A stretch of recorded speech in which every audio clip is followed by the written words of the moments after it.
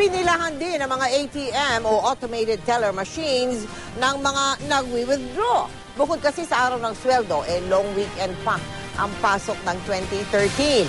Nakatutok si Bernadette Reyes. Araw ng sweldo, long weekend pa. Kaya naman mahaba na ang pila sa mga ATM. Pero siniguro ng Bangko Sentral ng Pilipinas na sapat ang supply ng pera sa mga ATM. Kung maubusan man ng cash ang mga ATM, agad daw itong mapupunan. At kung masira ang makina, may mga nakaantabay na teknisyan. Meron po silang mga teams dyan na tumitingin 24/7, kung may laman ng ATM, kung may mga ATMs na nagmamalfunction.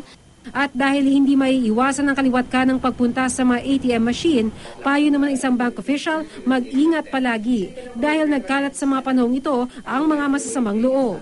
I-protect po natin yung PIN natin. No? So pag itatype po yung PIN, takpan po lang natin yung kamay natin habang itatype ng PIN. No? Kasi protection po natin ito habang nagwi-withdraw. No? Subukan nila na gamitin ang express payment system. No? Pwede po nating iswipe yan sa mga terminal din sa mga kahera kung mag-grocery po tayo. Ayon sa mga bank representatives, kadalasan mahaba ang pila sa mga ATM machines tuwing peak hours. Halimbawa, sa oras ng pananghalian o di naman kaya pagkatapos ng oras ng trabaho. Iuwi rin probinsya eh. Kaya nag-withdraw na maaga. Pag nag-withdraw ko, dinadamihan ko na. Alam ko, ina-anticipate ko na yung bulk ng mag-withdraw. Marami rin ang pumipila sa bangko para magpapalit ng mga barya bilang pagsalubong sa bagong taon. Sapat naman daw ang supply ng mga barya ngayon. Pero paalala ng BSP, Patuloy po nating i-circulate ang ating mga coins.